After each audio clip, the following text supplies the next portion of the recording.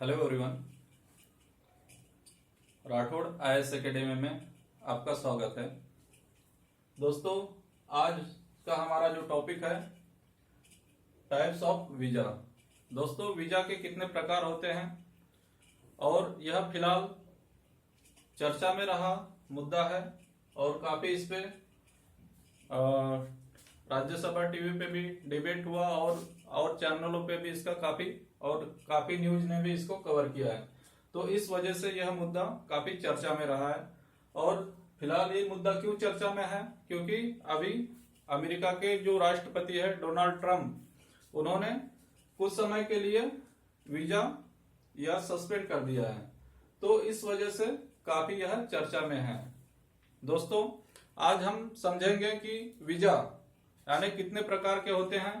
आज तक तो हमने यह जाना था कि बस एक वीजा अप्लाई करना पड़ता है, लेकिन कितने टाइप के वीजा होते हैं इसके बारे में हमें कुछ ज्यादा जानकारी नहीं थी। तो दोस्तों, यह यूपीएससी के पॉइंट ऑफ व्यू से भी बहुत इंपॉर्टेंट है, क्योंकि पीटी के पॉइंट ऑफ से ये बहुत इंपॉर्टेंट हो जाता है।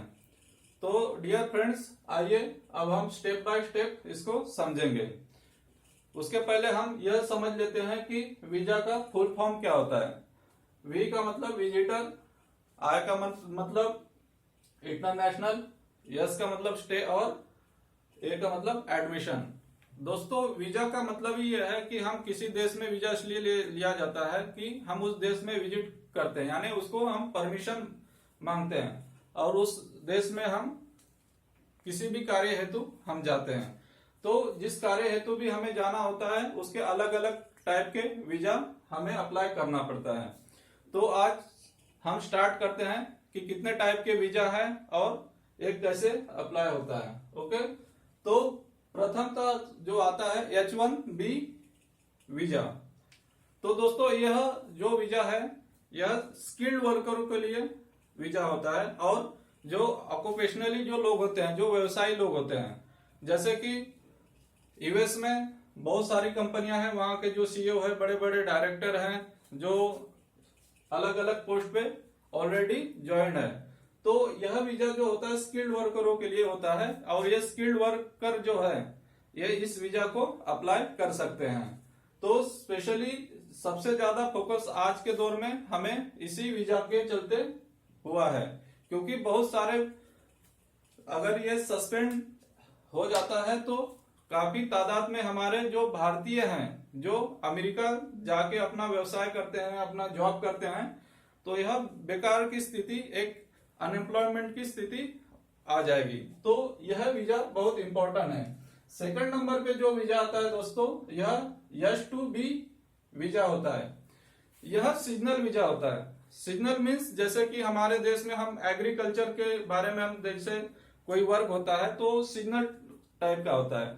उसी तरह जो सीजनल वर्क जो होते हैं, जैसे बड़ी बड़ी फैक्ट्रियां हो गई या फिर कोई फेस्टिवल के टाइम में चीजें जो वर्क आता है उसे हम सीजनल करते हैं। जो सीजन के टाइम में उसका पूरे साल उसका डिमांड नहीं होता है, केवल उसी सीजन में उसकी डिमांड होती है।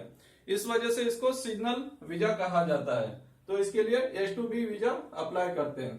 J1 वीजा जो होता है फ्रेंड्स, जो एजुकेशनल वीजा है। अगर हम कोई एजुकेशन के चलते हम अगर विदेश यात्रा कर रहे हैं या विदेश जा रहे हैं तो वहां के यूनिवर्सिटी से हमें उसको अप्रूवल लेना पड़ता है। और जो हम रिसर्च के पर्पज से भी जाते हैं तो जो PhD रिसर्च होता है हमारा, या और भी कोई एजुकेशनल रिसर्च होता है, या फिर वहां के यूनिवर्सिटी में हम पढ़ने जाते हैं, तो उसके लिए J1 वीजा अप्लाई किया जाता है।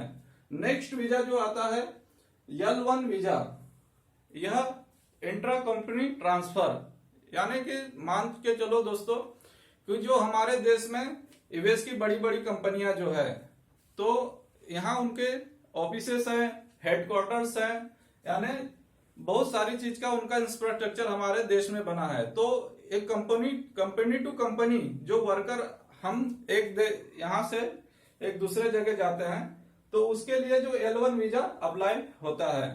तो यह बहुत इंपॉर्टेंट बात है कि L1 वीजा एक कंपनी टू कंपनी ट्रांसफर के लिए यूज होता है।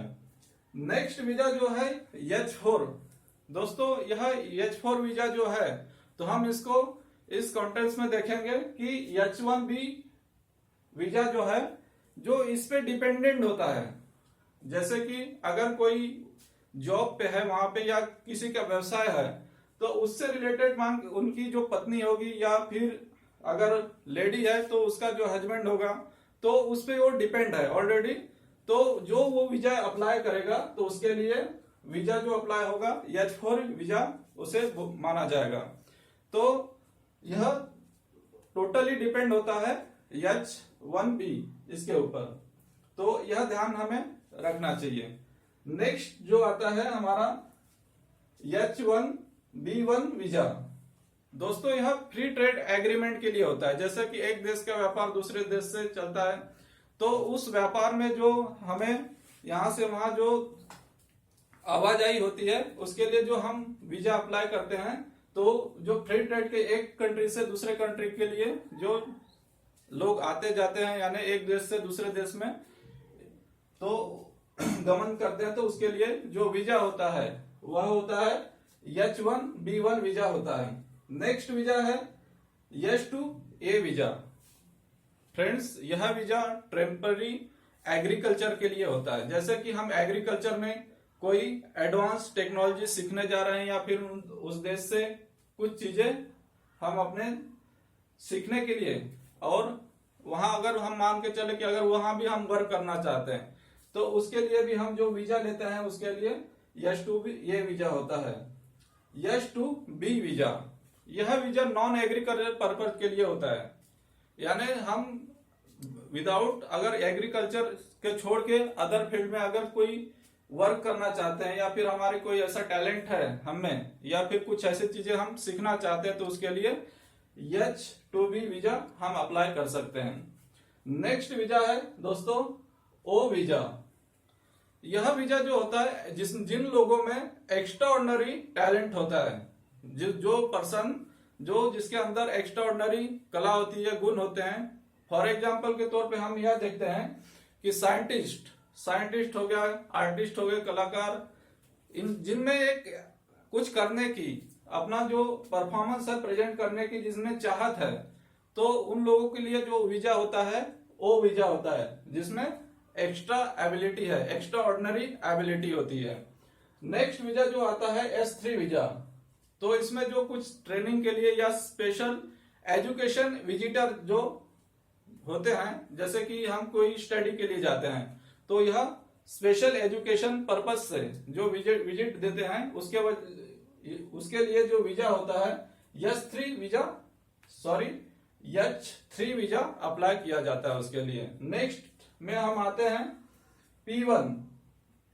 P1 वीजा जो होता है दोस्तों, यह होता है एथलीट्स लोगों के लिए, जो हमारे देश की जो टीम जाती है, जैसे प्लेयर्स होते हैं, जैसे क्रिकेट टीम हो गया, फुटबॉल हो गया, हॉकी हो गई, ये सारे लोग जो जाते हैं इसके लिए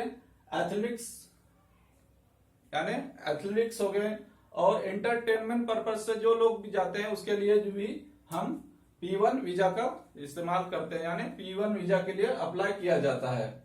नेक्स्ट जो आता है P1 और P3 वीजा, तो यह स्पेशली आर्टिस्ट लोगों के लिए, जो कलाकार लोग हैं, जो अपना प्रेजेंटेशन परफॉर्मेंस देना चाहते हैं, एक कंट्री से दूसरे कंट्री में जो अपना परफॉर्मेंस प्रेजेंट करना चाहते हैं, उनके लिए जो वीजा होता है वो P2 और P3 वीजा होता है।